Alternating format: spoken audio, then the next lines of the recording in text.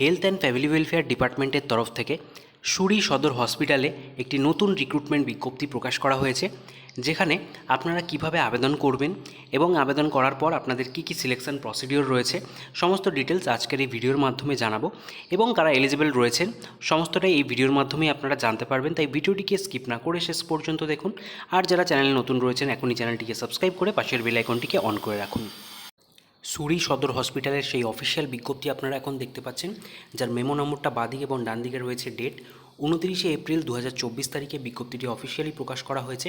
এবং এখানে আপনাদের উপরেই দেখতে পাচ্ছেন সমস্ত ইমেল অ্যাড্রেস সহ অফিসিয়াল অ্যাড্রেস উল্লেখ করা রয়েছে এবং ফোন নাম্বারও দেওয়া রয়েছে। এখানে বলা হচ্ছে engagement of house staff at Suri Sadar hospital Birbhum. বীরভূমের সুরি সদর হসপিটালে হাউস স্টাফ নিয়োগের বিজ্ঞপ্তি কিন্তু প্রকাশিত হয়েছে, যেখানে কতগুলো ভ্যাকেন্সি রয়েছে আপনারা দেখতে পাচ্ছেন।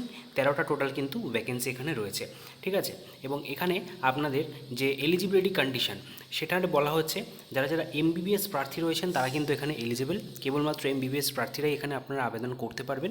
এবং এখানে আপনাদের যে সিলেকশন প্রসিডিওর সম্পূর্ণ ইন্টারভিউর মাধ্যমেই হচ্ছে, কোনো রকম লিখিত পরীক্ষা না হবে না। ইন্টারভিউ ডেট এখানে জানানো রয়েছে 16ই মে 2024 তারিখ বৃহস্পতিবার সকাল 11টা থেকে আপনাদের কিন্তু এই যে ইন্টারভিউ সেটা কিন্তু স্টার্ট হয়ে যাবে। এবং এখানে আবেদন করার যে বয়স সীমা সেটা হতে হবে 35 বছর বয়সের মধ্যে, যেটা 31শে মার্চ অনুযায়ী ক্যালকুলেট করা হচ্ছে, ঠিক আছে। এবং আপনাদের বলে রাখি, এখানে আপনারা যদি এসটি/এসসি প্রার্থী হয়ে থাকেন সেক্ষেত্রে বয়সের ছাড় এখানে সরকারি নিয়ম অনুযায়ী আপনারা পাবেন। তার পরবর্তীতে এখানে আবেদন করার যে পদ্ধতিটা রয়েছে সেটা আপনাদের একটু বলে দিই। ইন্টারভিউতে যাওয়ার আগে আপনাদের এখানে দেখতে পাচ্ছেন প্রোফর্মা রয়েছে একটা অ্যাপ্লিকেশনের। এই প্রোফর্মাটাকে A4 সাইজে প্রিন্ট আউট করিয়ে নেবেন। প্রিন্ট আউট করিয়ে সমস্ত প্রোফর্মাটাকে আপনাদের ফিল আপ করে ফেলতে হবে।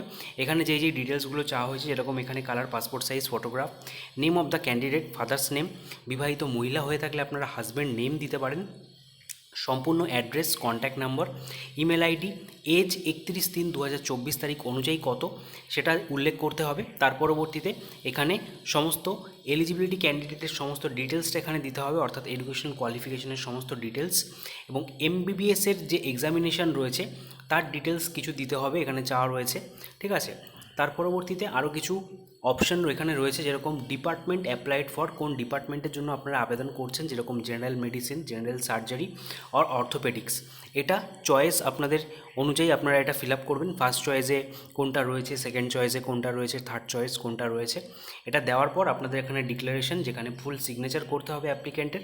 এবং তার পরবর্তীতে কিছু ডকুমেন্টস আপনাদের অ্যাটাচ করতে হবে এই প্রোফর্মার সঙ্গে, যেরকম দেখতেই পাচ্ছেন all marksheet of MBBS examination, documents of honour or gold medal যদি থেকে থাকে, এটা বাধ্যতামূলক নয়।